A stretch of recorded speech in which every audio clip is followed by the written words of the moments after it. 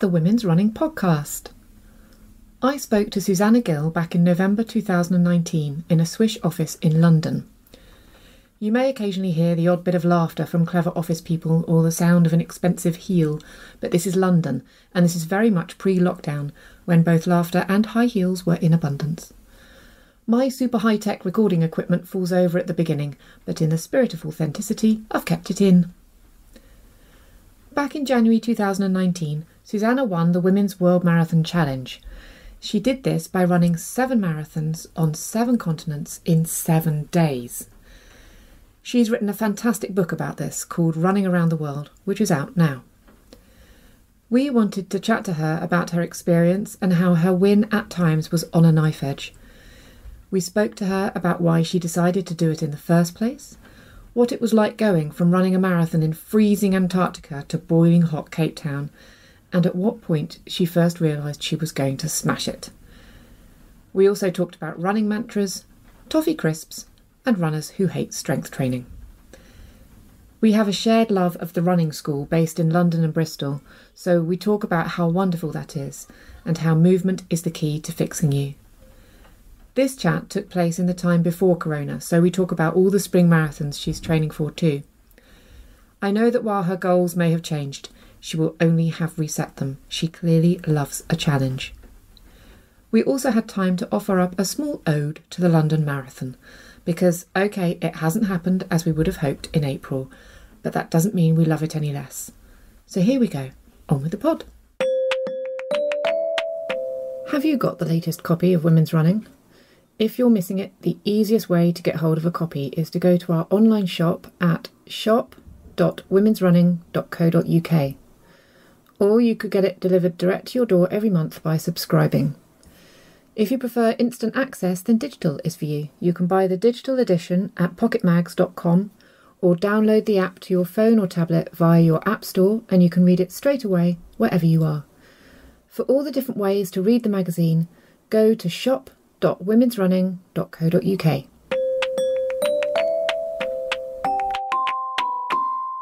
Before we talk about running, which we will just love to do and we will do forever and ever, I just want to know more about you. I want to know what you did before running, what you do outside of running. Who are you? Yeah, outside running. Oh, I knew that was going to happen. Right, that is this thing. How am I going to make that stand up? Don't want to rest on that. Yeah. If I'm not going to edit this out, this is the highly complex recording equipment falling over on the table, which we've now secured. Yes. So the funny thing is, I actually consider myself a runner more than I consider myself anything else. So actually, when you say what am I outside of runner, I'm sort of feel a bit blank now. I mean, I was always quite sporty at school, but nothing particularly extraordinary. I've ridden horses all my life, so I guess I'd call that was a big chapter of my life, and I would still love to go back and do more riding horses. But running is really something that's sort of come to define me. And it's funny, people come up to you now, and I work in the horse racing and the betting industry, but people know me as the girl that runs marathons. So before they discuss my day job, it's always comes back to running. So what is your day job? So I am Director of Communications and Corporate Affairs for the UK Tote Group, which we've just bought the Tote, which is a 90-year-old business that has betting on horse racing. And before that, I worked in horse racing for Arena Racing Company, which runs 16 race courses. So very much heavily involved in racing. And before that, I worked for Betfair. And before that, I started my career in Parliament as a researcher. So I always think the things I know a little bit about are politics, horse racing, and betting. And the Tote's a wonderful place to work because it kind of brings all of those 3 things together. And I work with nice people as well who we all embrace sport. We know we're part of the reason we're here is we love horse racing and we love sport, which makes it easier when you talk about what you're doing at the weekend. Most of us are off either watching racing, going racing, a few runners in the office, golfing. Do you still ride? To work. Not riding at the moment, but yeah, I do from time to time get on a horse. I'm lucky enough I can pop to Lambourne and go and ride a racehorse from time to time, which is good fun if you want to go a bit faster. So yeah, still try and do plenty of other things when not running. And so when you do run, can you tell us, well, What kind of running are you doing now? I will hark back to the beginning of the year in a bit. At the moment, I'm having a bit of an off season, which is nice. I finished the year running Chester Marathon and Chicago Marathon in October, which were both brilliant marathons, but my body had just got to the point where you've gone to the well one time too many. I basically I finished Chicago in 3:22, which is a perfectly reasonable marathon time, but reasonable, she says. I know I can go faster, but that day the legs just said no, we're tired. So I've had about a month of just doing nice running. So I went out, it was Sunday yesterday and it was nice weather, so I went out and did 2 hours, but under absolutely no pressure at all. And I was thinking back to this time last year, that would have been a 4-hour run. There's a big difference between a 2 and a 4-hour run, physically and mentally. But I am about to start some strength work through the winter, which Mike Antoniades, my coach at the running school, says that I have to do if I'm going to get faster. And like most runners, I actually like running. I don't really, going to the gym and doing weights, I do it because I know I have to stay injury free. And 2, I do know I've got to get stronger if I want to get faster, which I do next year. So apparently we're going to be doing 3 strength sessions a week. I've never done 3 strength sessions a week, so it's going to be interesting to see how I take that on. I will still be doing some running at the same time, definitely. So, I think we can't really go further without going backwards. I feel like we just have to address the most important elephant in the room, which is the 777 that you did when was that this year? So World Marathon Challenge was end of January, first week of February this year. So what is the World Marathon Challenge? It's a very, very special running event. There isn't really anything else like this in the world. You aim to run 7 marathons on 7 continents in 7 days. So that's 295 kilometres in 168 hours, but also with about 55,000 kilometres of travelling. Sounds achievable. It was first achieved by Sir Ranulph Fiennes in 2003, although he didn't technically run on Antarctica, the main body, he ran in the Falklands, but he ticked off the 7 continents, amazingly having had a heart attack a couple of months before. Phenomenal effort. But World Marathon Challenge really evolved in 2015 when Richard Donovan, the race organiser, set up the company World Marathon Challenge and made it accessible because he did the coordination for it and got you organised. And so it's something that was always in the back of my mind. I never, ever thought I would actually do it. Why was it in the back of your mind? I just thought it's the beautiful symmetry of it, the idea of the 7 marathons, the 7 days, the 7 continents. And what I loved is it's not just a running challenge. It's about how you look after yourself in between. It's the mental bit. You've got to basically put in 7. If you want to be competitive, you've got to put in 7 really, really consistent performances. And I loved that challenge of seeing whether I could do that through the week. Because we all know sport's so much more than just a physical thing. It's about what you do mentally as well. And I just loved that, and I thought it has a real neat fit. I think I've probably got a bit of mild OCD, so that neat fit into a week to me just seemed the most wonderful challenge to take on. And also sort of doable, but also extraordinary at the same time. And with the advent of World Marathon Challenge as the company, it became a bit more doable. So they've been running it every year since 2015. But I wasn't aware of that until the beginning of 2018 when I did the January thing. You know how we all come back to work and we think, right, what am I going to do this year? And I just Googled 7 marathons on 7 continents in 7 days. And World Marathon Challenge popped up. And so I then thought, hang on, I'll have a look at this. There's no harm doing that, is there? Sent off a little inquiry email that you can do through the website.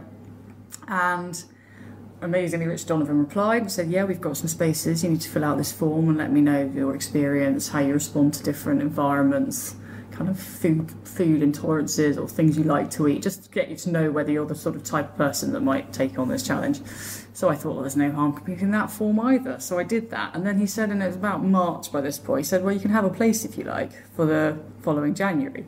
And then it becomes quite real, and I completely kind of lost my nerve and basically didn't enter all summer. And I was changing jobs and moving house as well, and it was all just too much to commit. And then by the end of August, I just went, I have to do this thing. I will so regret being old and looking back and watching other people do this challenge and think I was too much of a scaredy cat to do it. And so I signed up, and when I did sign up in the end of August, I was someone that, yes, I could run a decent marathon, but I would be very, very sore the next day. So what marathons had you done up to that point? So what was your experience? I'd run a good few marathons. I was at about 35 marathons, but very much spaced out. The most I'd ever done in a year was probably 5 or 6. And yeah, I went under 3 hours a few times, but I mean, I would hobble into the office the next day. It wasn't that I did them like a breeze and thought, oh yeah, running one the next day would be fine. I mean, the most I was doing was getting on the cross trainer for 20 minutes the next day to just try and move. So I genuinely didn't know how I was going to do this. But once you signed up and other people are signed up and you think, well, I'm committed now, I have to do it. And it was a real leap into the unknown. A bit like when you stand on that start line to your first marathon and you're going to run further than you've ever run before in one go. And you just think, I'm not sure how I'm going to do this. And everyone responds differently. But it's amazing what you can do once you're committed and you just give it a go. So how did you do it? How did you approach your training? So my first port of call was to ring up Mike Antoniades at the running school. Who we both know. He was an absolute legend. Yes, a miracle worker. There's no one really that knows more about running. And I knew, one, I couldn't write myself a training programme that would be tough enough, nor did I know enough. I mean, I'm a qualified personal trainer, but that's very different to being able to get yourself very fit for a unique challenge. But I also knew I'd go lame. I knew if I put that amount of running that I knew I needed to do, I was going to be unsound unless I had people helping me on my technique and all those inevitable niggles and things that you get. And so I thought, well, the only person I know is Mike, and I'd worked with the running school for about 18 months. Not massively, but I'd done a sort of session every couple of weeks, sometimes a slightly longer gap maybe, and they'd really helped me just get the technique a bit more solid. I'd had a knee operation on my right knee, and so that doesn't have very much cartilage left in it, but that doesn't seem to make any difference now because my technique is that much more solid. And it was really interesting working with them. But I had to say I hadn't focused on anything specific with them other than just improving my running technique. But I thought I definitely need someone. I don't know anyone else other than Mike. He seems to be absolutely brilliant. I'd give him a call. And actually, I thought the conversation was very straightforward. We had it, and I thought when Mike said, "Okay, yeah, I'll coach you for that." For me, I thought, brilliant. Someone else believes I can do this. When Mike and I reflected on this afterwards, he didn't necessarily think I could do it at all, but he didn't want to obviously give that impression. He'd never coached anyone to do this challenge either, so it was a bit of a step into the unknown for both of us. We knew each other, but not that well to know whether we were going to get on as a coach and a runner. And what I've discovered is that relationship is massively important. He didn't know if I was going to be committed enough to put in the hours and the effort that it was going to take. So how much time between contacting him and the 777, how much time was there? 5 months, right. Which is not a vast amount of time. Because again, when we had this conversation, Mike thought, oh, well, this must be like a year away or something. And I said, yeah, no, it's at the end of January. And he was like, right, that's not a vast amount of time, is it? So it's 5 months. It's 21 weeks was the training program in the end. Ooh, so obviously I did have the baseline fitness of running for the last 10 years, but we cranked it up pretty quickly from what I was used to doing. It evolved really from me doing sort of nice long runs at the weekend and then whatever I could fit in the week to a much more structured program where I was doing a couple of interval sessions every week, a training session at the running school, and then 2 really long runs at the weekends. So not going out for 90 minutes, I was going out for 3-4 hours by myself. And then or I was going racing, and the back-to-back nature of it. I mean, if I did a long run on a Saturday, I would never normally have done a long run on a Sunday. It would be one or the other. This was like back-to-back, and you're going to do the same next weekend, and you're putting interval sessions in between. And it was eye-opening as to a little sort of window as to how professionals train. I mean, I wasn't getting quite at that level, but it's the relentlessness of it. And it doesn't matter if you don't feel like doing it or you're having a bad day, you have to do it. That's what builds up that strength, both physical and mental. Because the thing I discovered that was really interesting was when I first started doing interval sessions, I'd never done them before, and they're really hard mentally because I do things like 20 90-second sprints with 90 seconds in between. It actually takes quite a long time to do once you've got the warm-up and the cool-down as well, so it's probably already 6:30 in the evening after work. So rather than go for a nice kind of 40-minute run and be done, I was like on the treadmill, going on the treadmill, off the treadmill, on the treadmill, off the treadmill. And the first time you do it mentally, you just want to run out of the gym and never do it again. Yeah. But within a couple of months, you are just in the zone, and you can just put yourself into that training zone that even if you're not having the best day, and they might not be the best set of intervals you can do, you can just keep doing them. And that gives you a certain confidence that you can actually stick at something and get better at it, and you do get physically fitter as well. And so over the course of sort of 3 or 4 months, I got totally into the groove of training really, really hard. Did you have any injuries? Nothing major. Actually, the only injury, which was a quite funny one, was when over Christmas, when I'd done a lot of running. I had about a week which was kind of meant to be quite low down, just light training. And all I did was I did some work when I was not with Mike for a week with the exercise bands that we all use to strengthen up our glutes and hamstrings. But for some reason I overdid it, or I didn't warm up properly. Anyway, I caused myself to have such tight glutes and hamstrings that they started pulling on my back. And then Dahlia, who's the wonderful physio at the running school, had to tighten me once I got back the first week of January. So no, my only major injury was self-induced, and I got a cold along the way, like everyone does in winter. But no, that I was really focused, and I think actually, although the tight time frame of 5 months made it really tough to get fit in that time, it also helped because you knew there was a beginning, middle, and end. If you were doing it for sort of 18 months. And it was a prospect that was so far away, it would be harder to stay focused. Whereas I knew on the 28th of January I was flying out to Cape Town to take this challenge on, so I needed to go like all guns blazing until we got there, which I think actually made it mentally a bit easier to do. So take us up to that start line then. So you flew from... So all arrived in Cape Town. Yeah. We all met there. How many of you? 40 runners. Yeah. And about 12 support team. And photographers and organisers, team doctor, and then we also had support teams in each of the locations that we went to.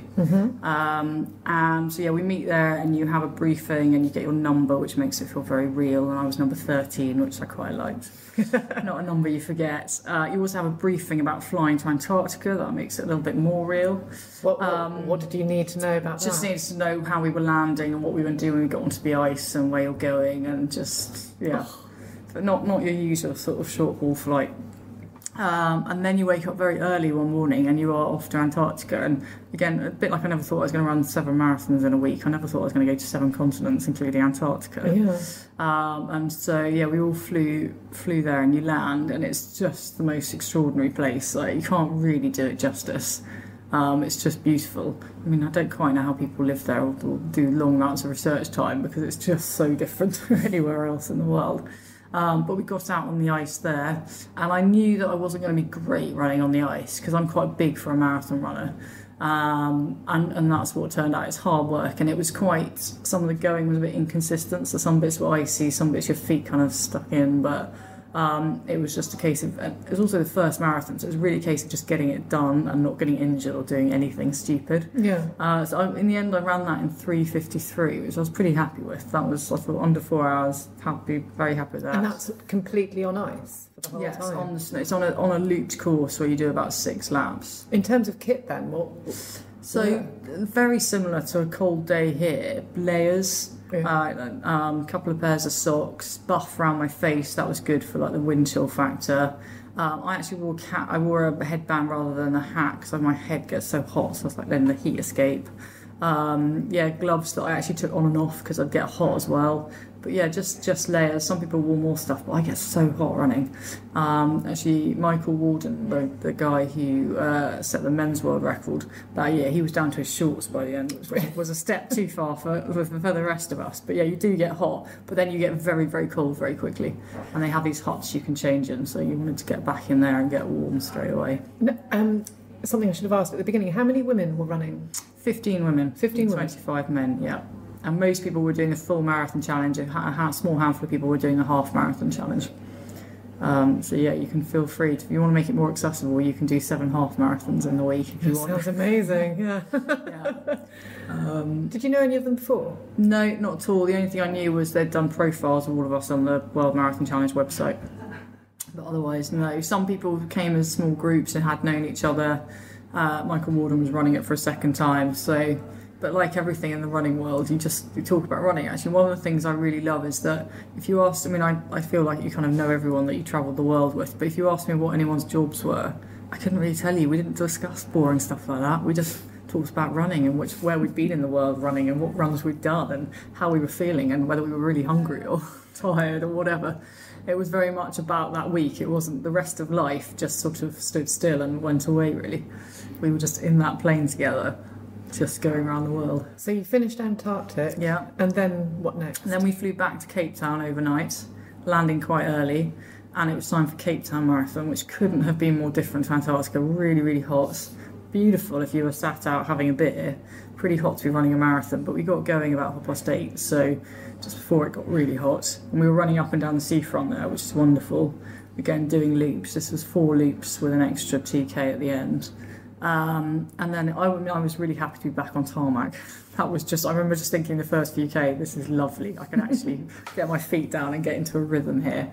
And this is when it kind of appeared that it was going to be quite competitive between the top women. There were a couple of other very good women who were professional runners, Christina from Denmark and Stephanie from France, and they were both really good runners. When I looked at their form running, I was like, you're definitely going to run better than me, but somehow I could always just keep up a slightly higher tempo than them. I mean, it was pretty marginal, but that's when I went off in front in Cape Town for the first time, and I thought, wow, I actually might win a World Marathon Challenge marathon. I mean, I didn't really know what I was going to expect. But yeah, I crossed the line and ran that in 3:24. I thought, wow, well, I've won one. That's pretty good. Whatever the rest of the week does, I'm really happy with that. Went and had a great burger and chips afterwards. I think a lot about food when I'm running.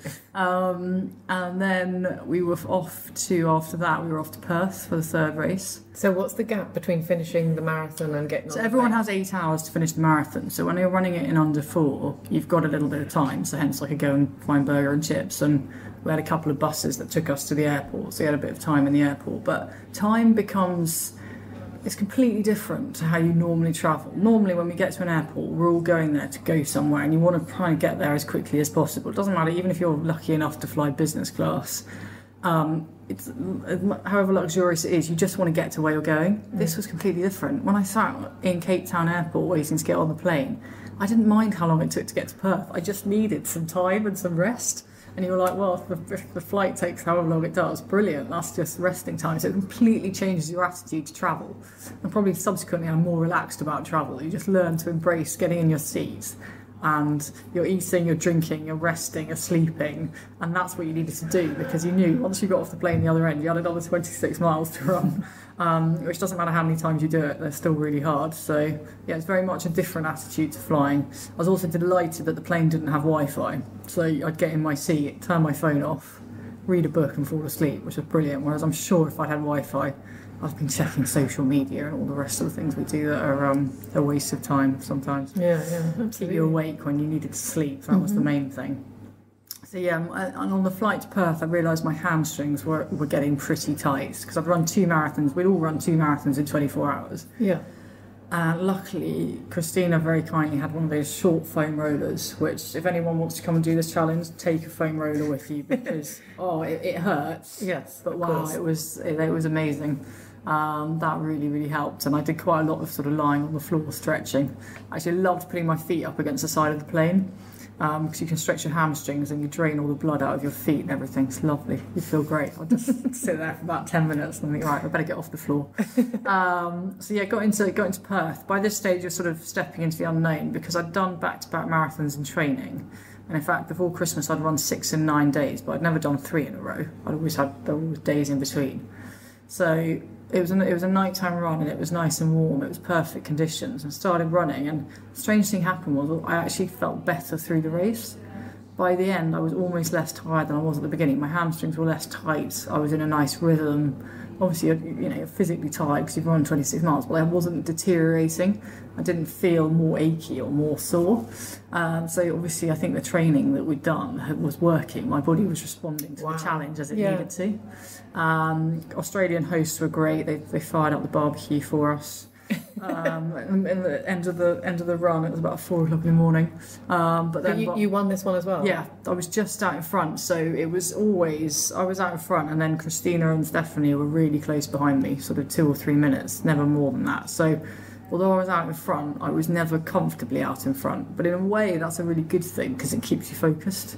And like all of our times were faster because we were all racing each other. So yeah, I win the second race that I was going to win. Were you aware of them being that? Yeah, because when you're doing looped courses, you can turn back on yourself. So it was quite helpful. You had a constant reminder of where you were in comparison to the other runners, and that helps keep you going as well. It definitely keeps you focused. Yes, so what next? So then we have a nice long flight into Dubai. So again, it's all about recovery time. This was obviously going to take us to halfway. So the halfway point of Dubai would be halfway through the whole thing. I'd done the Dubai Marathon a couple of years before, so I kind of felt familiar. And we were running up and down the beachfront along a running track there. Again, another nighttime run, so it was nice and cool. And here, I felt okay. I was pretty happy with how I was feeling at this point. Everything was holding together. I was surprised by how good I felt. It's like, the training is working. And it was a very similar race to Perth, actually. I was out in front, and then Stephanie finished second and Christina was third, but again, 3 or 4 minutes behind each time. Margins weren't that massive, but it was a big psychological point to get over halfway at that point. But Mike had said to me, and this is something I remembered at the time, I can basically train you to run 4 marathons, but 5, 6 and 7 are going to be in your head, because that's the step into the unknown. Yeah. No one can really train for that. It's quite unique. So I remember as we drove away on the bus to the airport, just like pressing a big reset button in my head and thinking, right, whatever you've done now is great, but what's to come is actually the real race now, because this is the bit that will determine how well you will do. Everyone can do the 1 to 4. Yeah. 5, 6 and 7 is going to be the tough bit. That's how it turned out. So did you have any kind of, was there any sort of tricks that you used? Yeah, I mean, as well as physically preparing me for the contest, Mike had also, we'd done quite a lot of mental preparation. So I remember the very first session I walked in at the beginning of September, before I was allowed anywhere near the treadmill, Mike handed me 2 books to read. One is The Art of Mental Training, which is a really interesting book that sort of gets into the mentality of champions and how you can give yourself that mentality, and it tells you to come up with a mantra, and that's the thing that you say to yourself when you need to keep yourself going. And everyone's mantra will be different, but you have to find what it is that works for you. What works for you? Well, I say that I'm strong, I'm loving this, and then push. And the reason for those 3 little things are that when I say I'm strong, I'm reminding myself all the training that I've done. So I'm not actually physically that strong. Put me in a weight session of a gym, and I'm pretty rubbish. But I am physically and mentally strong when I need to be.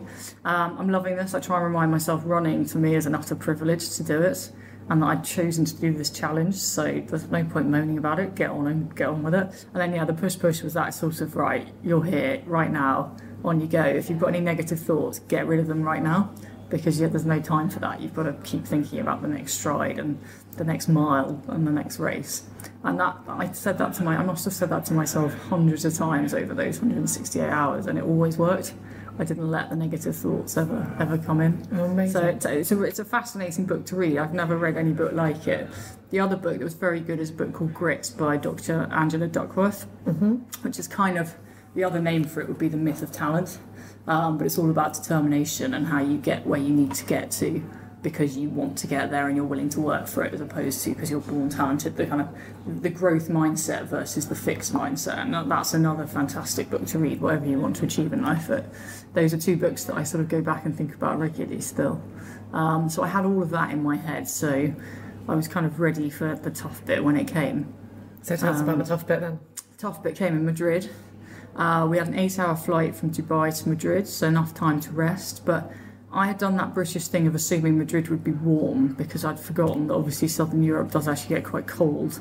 So I decided that night I'd just still stick with the running vest and shorts.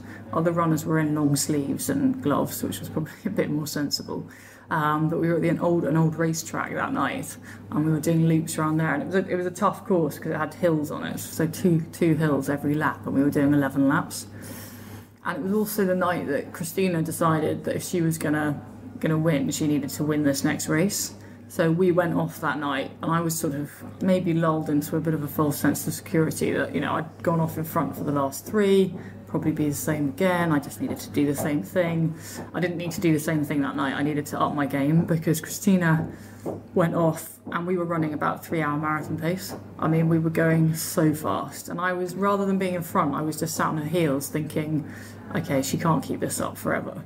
But loop after loop, she was keeping it up. Until we got to the middle part of the race where she put in this big push, and I thought, she's trying to win now. This is her big push, and I just didn't know what I had left in me. But I thought, I've got a choice now. Do I stick with it and just hold my position, or do I fight back? And I thought, I'm gonna have a go at fighting back. So I ran back up the hill after her and closed the gap. And then I thought, she's going to keep doing that, and I'm not going to be able to keep pushing back. So I pushed on again and managed to get a sort of about 100-metre lead between us. And I was out in front, but obviously that had hurt a lot. Yeah. And I held that lead right to the last lap. I went into the last lap still in front. I thought, right, I'm in control now. I've just got to get up these hills. And I got up the hills in front. And I thought, right, I'm in control now. It's about 1.5 miles home. No more hills. I'm in fine. And as I come onto the last lap, last bend into the pit lane, which is where the finish was, I can feel someone, like, there's presence next to me, and it's Christina. And so I don't know if I had slowed down, but she must have picked up her speed one way or another. She'd caught me napping. And with about 250 metres to go, we head for the finish line absolutely flat out. I mean, I've never run faster in my life, and I didn't even need to think about running faster. It just happened. I was like, I can't lose this race. I can't have worked so hard and lose this race. And so I surged forward and just about get in front of her, crossed the line. I've never been so exhausted crossing the line. And I won that race by 13 seconds. Oh, my God. And if someone had said to me at the beginning of the week, by the way, in race 5, you're going to run 3 hours, 11 minutes, and you're going to win the race by 13 seconds, I don't think I'd got on that first plane, because I'd just said, this is too hard. I can't do this. But it's amazing what you can do in the situation when you need to. And we were just both laughing afterwards once we could get our breath back, because we were like, that is not what we envisaged doing in this contest. Oh my God, that's proper nail biting. It just sounds like your version of Chariots of Fire, my favourite film. Yeah, it felt like that in the night, and everyone, all our other runners were like, wow, that was amazing to watch you two race so hard. I was like, I wasn't intending to, but that's what competition does, and it was just brilliant. And I think that was actually Christina's fastest marathon as a one-off road marathon. So to do that on day 5 was pretty phenomenal effort. Yeah. And I just thought, but I did also then think, how much has that damaged me for the next 2 races? Because I was pretty tired at the end of that.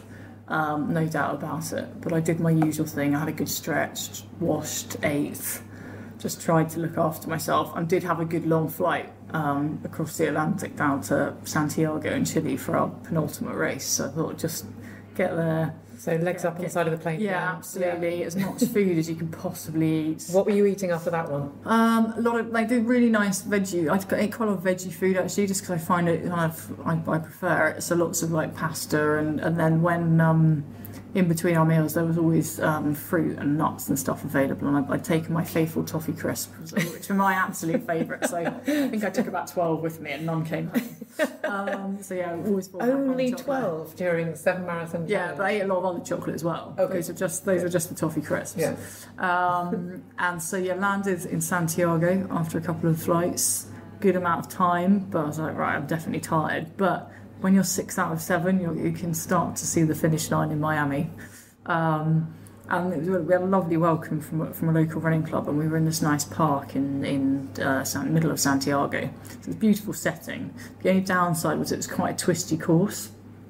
And when you're on tired legs, doing up and down and left and right turns are not what you want to do. There was one bit where you came over a bridge, and you did a downhill right-hand turn down, which on my right knee, which is the one which doesn't have a lot of cartilage in it, it did not enjoy that bend. So 12 times I had to sort of take myself on the left bend lead as opposed to letting my right leg lead. So it's had to be a bit careful. And as much as I tried to eat enough, I was definitely a little bit low on fuel. So it's like, just get as much sugar in as you can during the race. And we were all tired that night, which was definitely reflected in the times. I mean, I finished, that was my slowest one outside Antarctica. That was 3:37. But you still came in. Else. You still came in first. Still came in first. Still held up. We were all just sort of coasting around at that point. But we had a great time afterwards because they kept a local gym open for us. So we went and had actually 3 of us girls, so Christina, Stephanie and I went and had the most lovely shower. Like, it's almost worth getting so grubby to be able to get clean again. It was just brilliant. Felt like new people afterwards. And then we were chatting to the guys and they said, yeah, we didn't have such a good shower. All the water was cold. Oh, no. And I think we drained all the water washing our hair. I was like, we should have run faster. They got us pizza and it was brilliant. And then something very weird happened at the end of that one. It was the sort of nerves suddenly set in. Mike and I had discussed lots of things, lots of situations and how the week was going to go and how I was going to stay focused and enjoy it at the same time. But we'd never discussed being in the lead and also potentially setting a world record. That had never come up in conversation. So I was like, God, I find myself in this weird position that I'd never thought about. So I texted Mike like we'd been doing all week. And he came back with the answer and he said, look, you're nervous because that's what sport's about when you get to those big moments. So you need to channel that into your legs, stay focused, get one more race in you in Miami. And then I remember he signed off his final text message, you will win. I was like, and he believed that, and I'm not sure that I did because I had a 19-minute lead. But as everyone knows, the marathon's a long way. 19 minutes could disappear. If something went wrong, that could disappear very easily. But he said, yeah, you will win. And I was like, right, well, he thinks that, and I can't let him down. I don't want to let myself down. So got on the plane to Miami. Had some great pasta in the airport. This like cheesy pasta dish. I can still remember how good that tasted. So fueled up. And I love the fact that all you're talking about is food. Oh my God! Honestly, I can deal with most situations as long as I'm not hungry. And I had a good flight into Miami. And then, I mean, by this stage, my legs are very tired. My left hamstring has got very tight, noticeably more so than my right.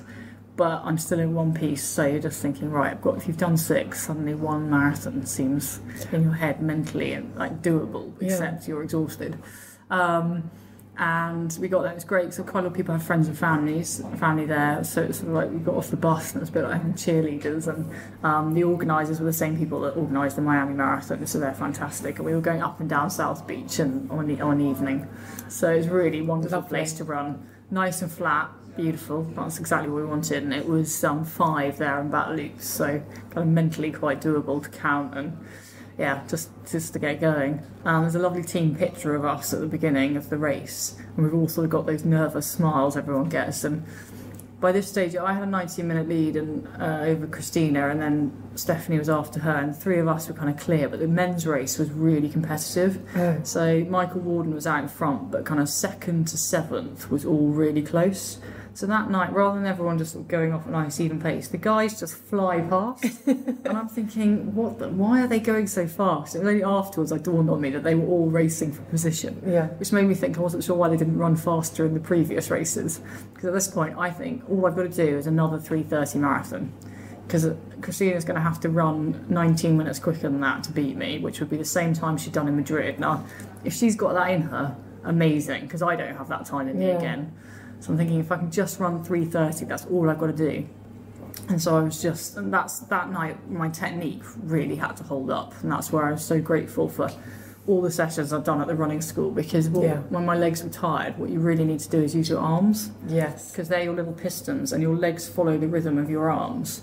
And so I just kept thinking arms, arms, arms, keep using your arms, and it doesn't matter how tired you are, your legs will follow, and you keep up a nice even pace. And went out in front. Actually, Stephanie caught me up after a few K, so that kind of gave me a bit of a scare. But again, I was just able to sit out in front and just hold it. I mean, but saying that, I did only win that one by 91 seconds. Christina was coming back at me again. Like, it was properly competitive running. Oh my God, it just sounds like a film. This sounds like a film. Why is this not a film? Well, it's a book now. So that's well, there is that. We'll get on to that, but it was just, but I just so owe it to every other competitor, because if I'd been out there doing that race by myself, it would have been miserable. But when you've got 40 other people that are all going through the same thing, it doesn't matter whether you're running it in 3.5 hours or 5.5 hours, you're still all having to run a marathon. And there were some just lovely people. I mean, the oldest competitor was a lovely guy called Dan, who was 76. and he did every marathon without complaining and got through it. So how, you know, that kind of inspires you that whatever you're doing, someone else has got their own challenge and is doing it. And you just think how incredible is running, that we all share this thing we do at our own speed and whatever, but we're all united by doing this thing. And it was a strange evening, because I couldn't, as I was running the last few kilometres, I was trying to think what happens when you cross the finish line, because all week what happened when you crossed the finish line was you tried to stretch, wash, eat, and get ready for the next race. Yeah. And of course that wasn't going to happen. I was like, I literally couldn't, my brain wouldn't go as to what happened the moment I crossed the finish line. So I just running in there, and of course, like most things in life, you think you're going to be deliriously happy when you achieve something wonderful, like whether it's exam results or a sporting achievement, something at work. I don't know if it's just the same for everyone, but I just felt utter relief. I just crossed the line and thought, brilliant, I didn't mess up that last race, because that's what it felt like. All I could do was just mess it up. That was it, not elation? No, that came afterwards, but initially I was just utterly relieved that I'd crossed the line as I needed to and won the competition and set a new world record at the same time. And then you sort of get a weird, well, it's not an anticlimax because you're really happy, but you think, well, what am I going to do now? You'd be so focused on this one thing. But no, it was wonderful. And it was, so I finished that at sort of 1 a.m. in Miami, and so it was about 7 a.m. here, so everyone was sort of waking up. And I got some lovely messages and like amazing amount of media interest, which I think is sort of partly amateurs doing a nice, you know, amazing challenge, something a bit different. Running, I think, inspires people. It's also not about Brexit. So we had loads of people wanting to talk to me and write about it, which was just a bit surreal, but very nice. And yeah, I spent the rest of that sort of next day in Miami just doing calls and responding to things, and yeah, seeing it all sort of get talked about. Yeah, I think I spoke to you very... I was on the Friday, so that was, I finished... When you were back home? Yeah, I just got home, actually just been to the BBC and done an interview with them, which was great. They were really supportive. Yeah. They love a good sporting story.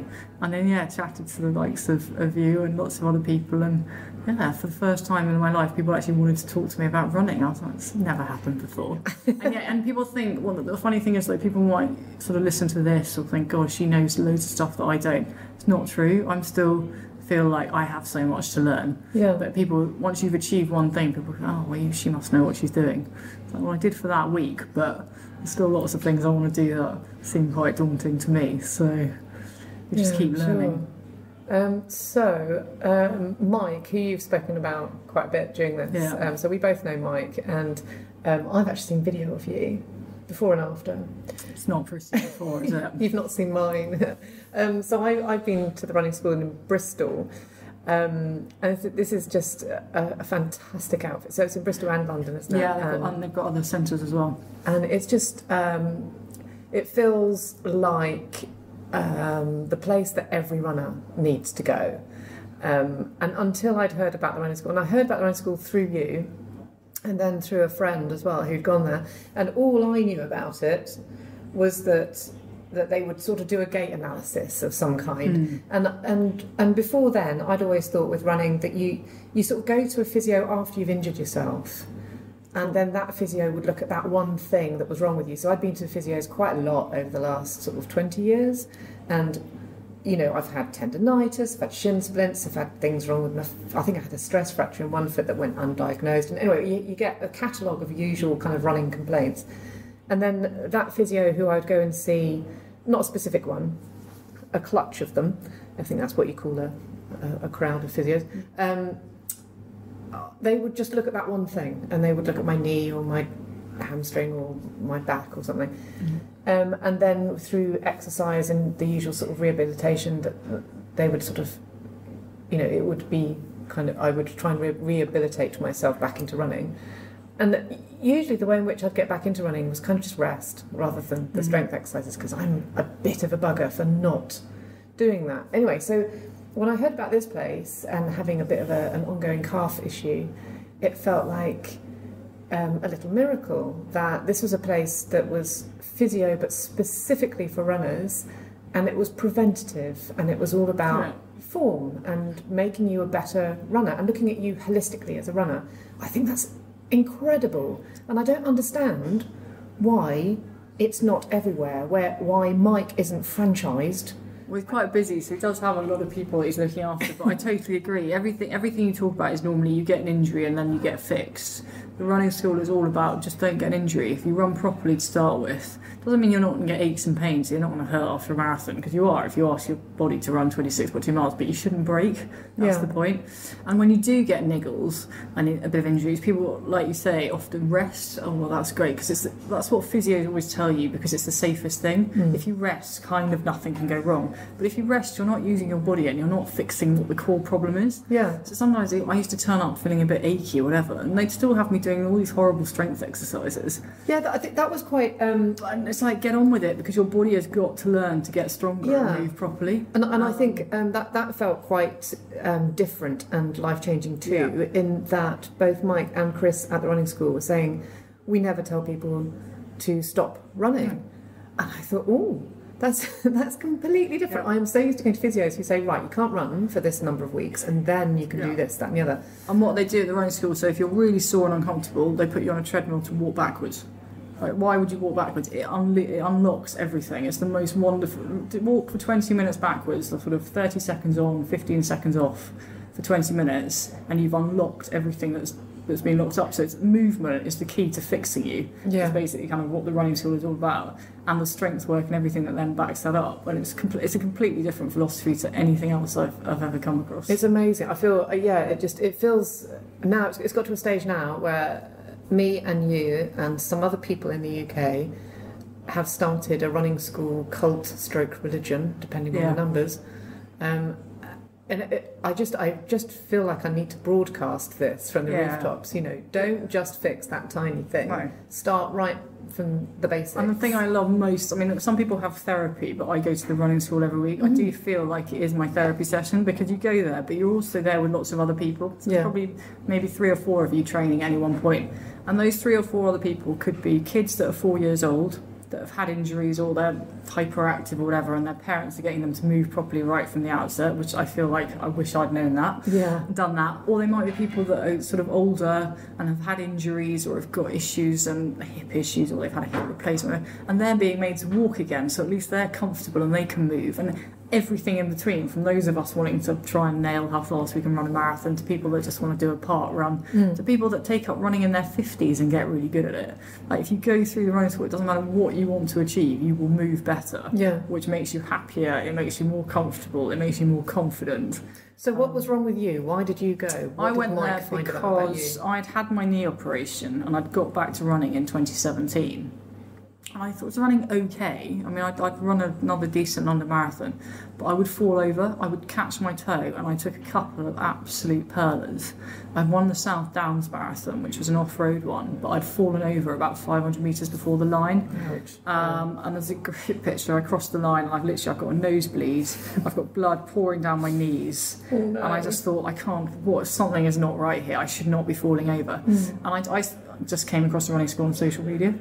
So I just saw it and thought, look, I'm going to give it a go. You sign up for 6 sessions, right? If I don't like it, that's not the rest of my life signed away. And I just went there. It was just eye-opening from day one. And what they discovered with me, as you have seen from my terrible video, was that they were like, I don't know how you're running as fast as you are at that technique. And I was basically dragging myself forwards, sort of using my upper body, and I was all at an angle, which meant that, of course, when I tripped, I just went straight down because I had no core holding me up.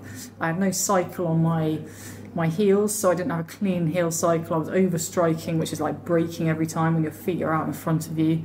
And another reason that I was tripping myself up was I was letting my feet cross over, so I was literally falling over my own feet sometimes, rather than running on 2 clear tracks.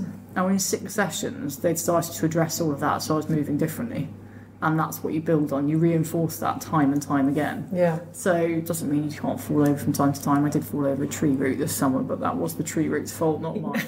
I don't fall over my own feet anymore. My muscles, importantly at the end of a marathon now, I ache in the right places. So my hamstrings ache down the back of my legs, and my glutes, my bum, that's the bit that powers you along, aches. But my knees don't ache, my ankles don't ache, my hips don't ache.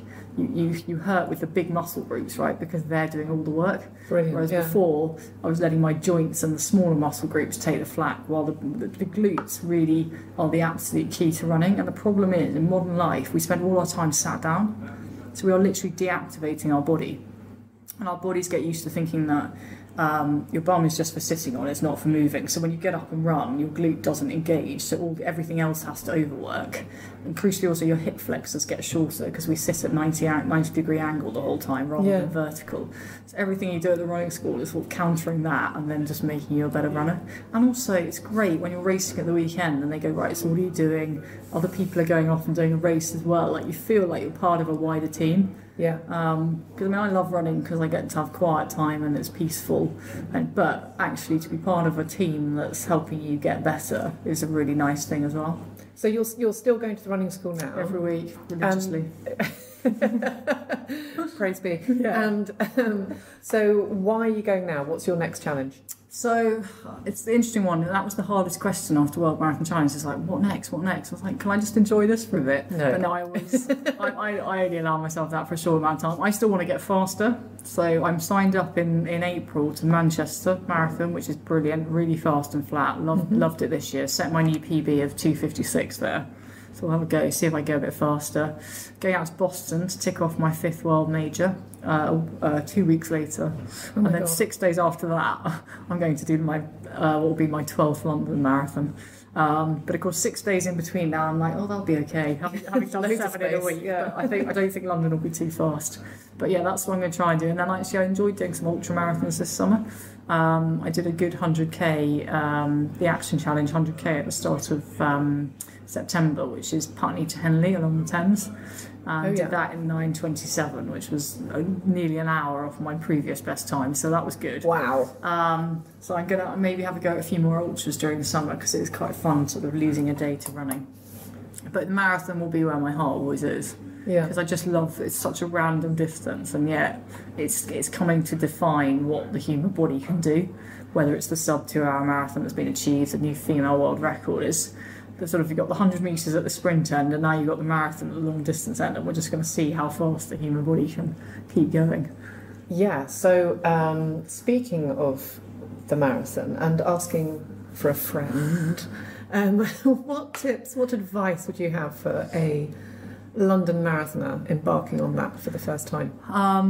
Well, yeah, there's a lot of people will be signed up now, won't they? So it's a good time of year to ask that. So hypothetically, if you were going to run the marathon, Esther, I would say hypothetically, you've got to get into the habit of running. So I think unless you're running 5 times a week, I don't think you start to teach your body that you're a runner, and I think you need to have that mentality.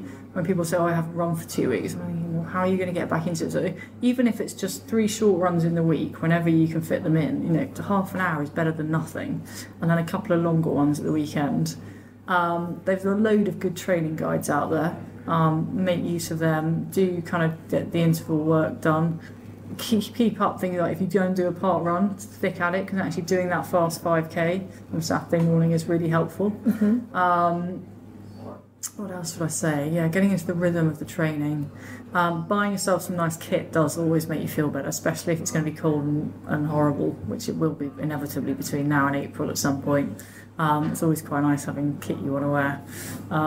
Actually, it's a great time to train over Christmas because you can just eat all the favourite Christmas things. If you're putting the miles in, you actually need the fuel. Yeah. The other thing I do is, as well as the training miles, I like to enter races. I find it much easier to put in the better times and to really test myself running. Mm-hmm. If you get up on a Sunday morning, sometimes the thought of 13 miles by yourself can be a bit grim. Yeah. The thought of a half marathon with few hundred other mad people that have also got out of bed earlier than they really want to, and go and race in a new setting actually really helps me. Yeah.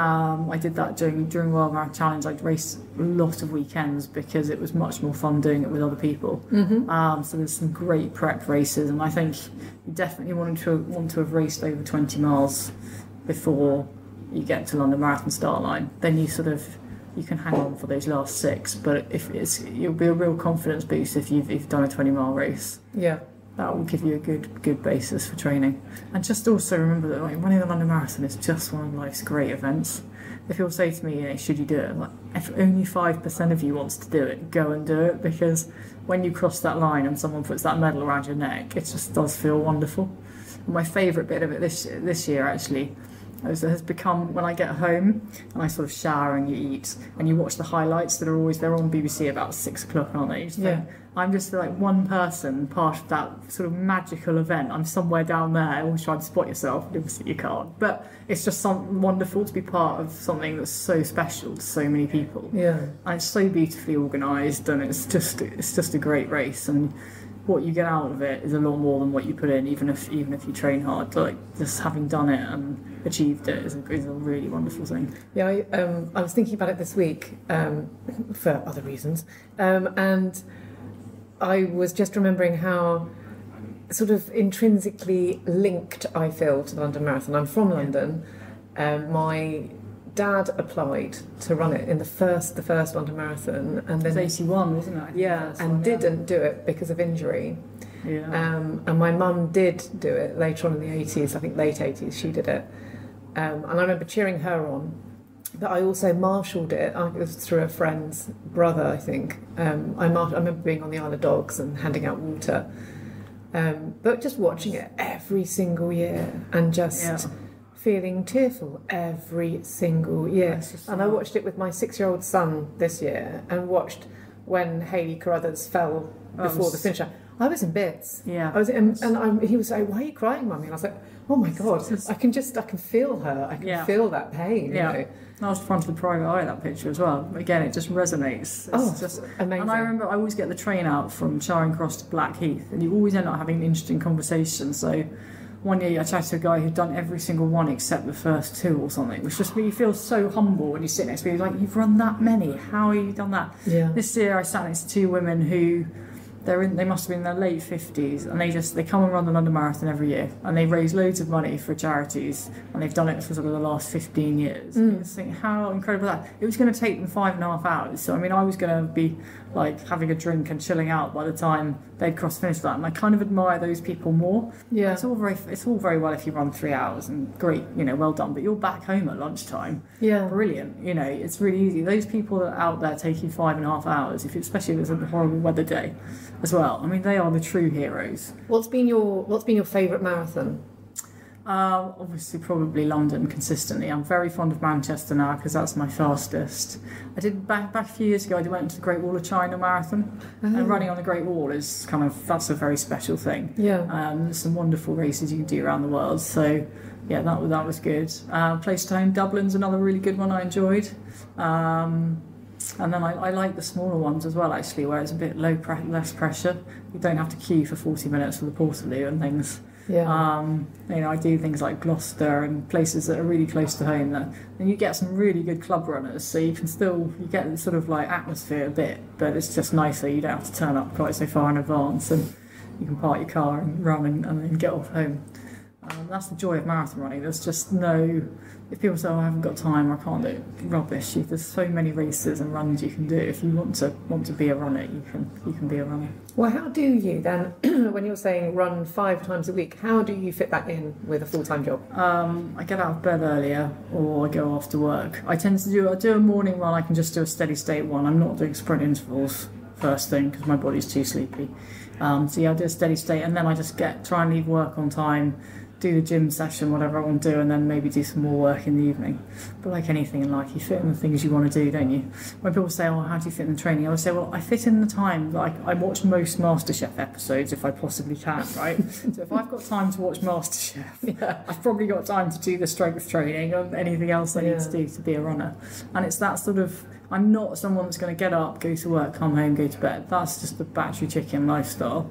If other people want to do that, fine. But I like to have something in my day that is the thing I do, and most of that time it's normally a run, because that's my thing that I do. You feel better. It doesn't matter how much work you've got to do. If you can find time, just even for a 45-minute run, you will come back and do all the rest of the stuff you need to do better than you would otherwise do it. I absolutely agree. Yeah. I did think that I was a sort of Netflix / Bake Off person. I am still that person. Yeah. Exactly. But definitely the running in the morning for me makes my day much more productive and me much happier, but that's not rocket science, and I know that everyone has a lot of people have come to that conclusion from our community. Yeah. And as much as technology is wonderful, it's the just going running and just having that space. You're not looking at a screen, you're not talking to anyone, you're not having to answer to anything. You get that space, and we're creating a world that is just noisier and noisier and busier, and we never switch our brains off. Like, we're constantly in a kind of acute stress sort of phase where we're just chronically overloading our brains. And running just seems to be the best detox for that. Yeah, I was speaking to a runner, oddly enough, who had done a 24-hour lap timed. Yeah, it was an awful thing. Yeah, it sounded absolutely horrific. But she was saying that her daughter, I think, had said to her at the end, "What did you think about?" Because I don't think she listened. She didn't wear any headphones or anything. And I think the lap was. It was just over a mile or something. It was a really short lap. Yeah. And she said she couldn't remember thinking about anything at all. That's how much she switched off. So she switched off entirely for 24 hours. Yeah. I start runs and everything's whirling through my head. So all the deadlines we've got, emails you need to do, whatever. And then, you get to a lovely point where your brain just stops doing that. And what are you thinking about? No, I've got no idea. And then when you really get into the endorphin phase, which you tend to get more in the sort of ultra marathons where you're just out, you're running that little bit slower and you're just out in the middle of nowhere running, and you can't hold on to a thought. It's a bit like a cloud. Like, you try and do something, but basically what's happening is it's a completely logical reason that your body's sending all the energy to your limbs and your heart and your lungs because they're working, and it's basically not sending much energy to your brain because you're not doing anything. So when you do try and think about anything or concentrate, like sometimes I literally forget how many hours I've been running.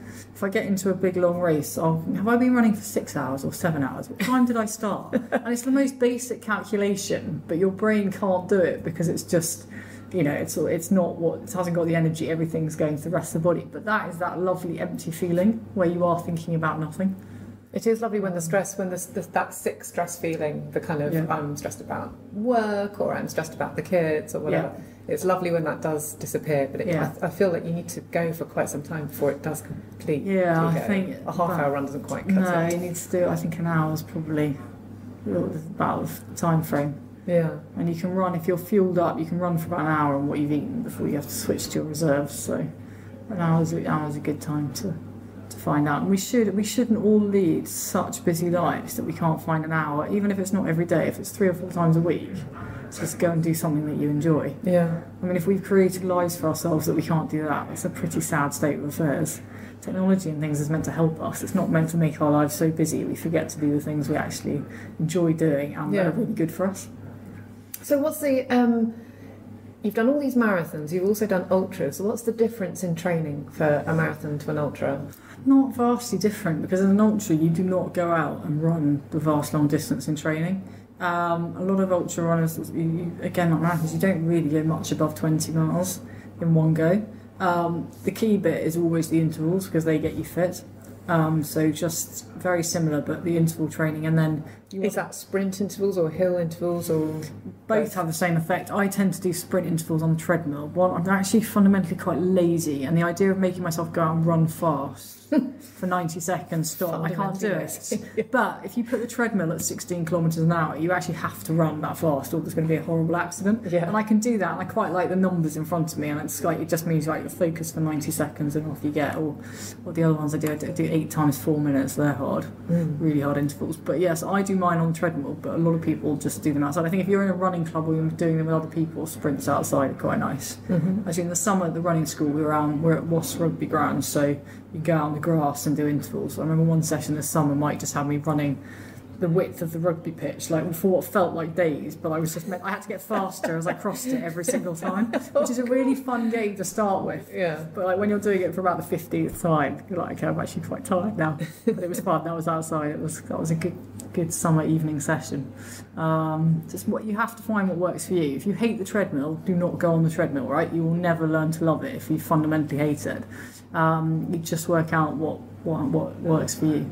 I've just come, just before this, I was just meeting up with the people that make Zwift, which seemed like a very clever idea. I mean, I know people that have used it for bikes in the past, but I don't actually know anyone that uses it for running as yet.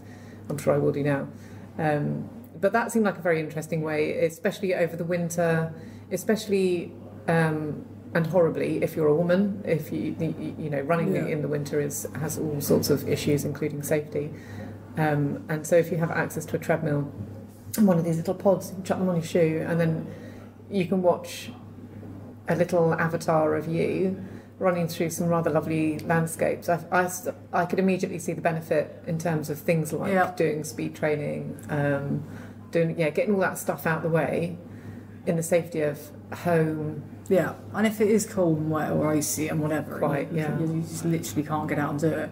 Yeah. And then half an hour or so on the treadmill in a safe place is a very nice way of doing it. Yeah, yeah. So again, mix it up. Like if you obviously did 5 days in a row on the treadmill, it would be really boring. Yes. But you just got to be sensible. Yeah. So the other thing that we've touched on but we haven't really spoken about is your book. So you and Mike have written a book which I have just pressed send today on the final copy, so it's gone to print. Yeah, I mean, just as I never thought I'd run 7 marathons on 7 continents in 7 days, I didn't ever think I'd write a book about it. But again, it was Mike was like, should we write a book? And of course, like all Mike's ideas, it was a really good one. I was like, yeah. And then you have that horrible moment where you think, we've actually agreed to do something, I now actually have to sit and write it. So once I got back in February, sort of February to May, weekends were spent writing with no real idea of where it was going. I thought, I'm just going to, we did the broad sections, which are split into how I got into running, the training, which is the sort of September to January period, then the races, and then sort of what's happened since. Because I very much wanted it to be a book that would help other people, whether they want to run the 7 Marathons Challenge or something else, but not just a book about, aren't I great, I did this challenge, but how I actually did it, to show there's no secrets. Like, you can take a perfectly decent runner and get them to run really well and do something extraordinary just through training and working hard. And, back to the books that I read, it is all about grit, determination, how much you're willing to commit. Yeah. So that's what the book is all about. It was great to write with Mike because he's got the expertise, so he adds a bit of science to it. Mm-hmm. And it's got all of the training programs that I did, literally every session, as well as the sort of stories of the marathons, which I touched on here as well. So it's called Running Around the World, How I Ran 7 Marathons in 7 Days on 7 Continents. And it's going to be when is it out? It's going to be out middle of December. Just waiting for the exact date, but it's quite nice. I've already had a few emails from people that are running next year's World Marathon Challenge, and they're like, "We can see it listed, but it's not available yet." I said, "It's coming, it's coming." So that's at least a couple of people that are going to read it. But, and also, there's not very many marathon books by women. No. Really oddly, and I saw this reference the other day, and I thought, yeah, that is really odd because you've now got more women running marathons, but I don't think we're sharing our story that much. No, there's not. Still left to men to write books. Yeah, more women need to write books. Absolutely, they certainly do. There is a real lack of running books actually by women, and kind of running training books. Yeah, there's running experience books. But exactly. But there's sort of serious, and there's some really good female ultra runners now who I hope will write books. Yeah, come on, Jasmine Paris. Exactly. And so hopefully this sort of touches on that and is a genuinely interesting read and useful if you want to take on a challenge like, this is how you do it.